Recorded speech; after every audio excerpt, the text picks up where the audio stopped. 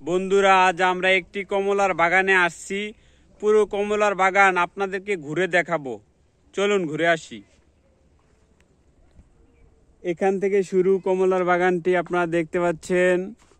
প্রচুর প্রচুর কমলা ধরেছে, ফলন ভালো। গাছের উপর থেকে নিচ পর্যন্ত পুরোটাই কমলা। সঠিক পরিচর্যা দেওয়ায় ভালো ফলনের আশা করেছে কৃষকেরা। এই কমলা অলরেডি পাকা শুরু করে দিয়েছে, পুরো গাছই কমলা। এই কমলার বাগানটি বিশাল বড়, বিশাল বড়। এই সপ্তাহখানিক পরেই তারা কমলা বাজারে বিক্রি করতে পারবে। পুরো কমলার বাগানটি আপনাদের আজ ঘুরে দেখাবো। কমলার বাগান আমাদের এলাকায় ততটা দেখা যায় না, তবে কিছু কিছু জায়গায় বাণিজ্যিকভাবে কমলা চাষ করেছে আমাদের এলাকার কৃষকেরা। এর আগে কখনো কমলা চাষ করা হয়নি। সরকারিভাবে প্রশিক্ষণ নিয়ে কৃষকেরা চাষাবাদ শুরু করে দিয়েছে এই নতুন ফসলটি। এটি আমাদের কাছে পরিচিত হলেও আমরা বাজার থেকে কিনে খেতে হতো আগে।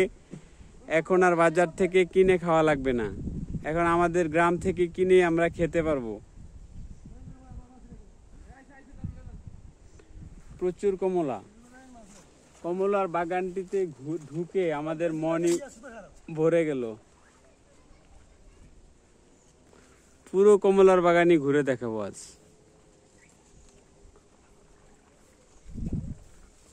বিশাল বড় কমলার বাগান।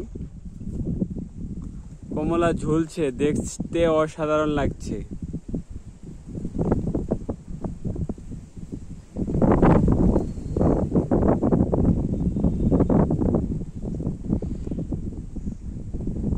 এক সিরিয়ালে 400 থেকে 500টি কমলার বাগান গাছ রয়েছে।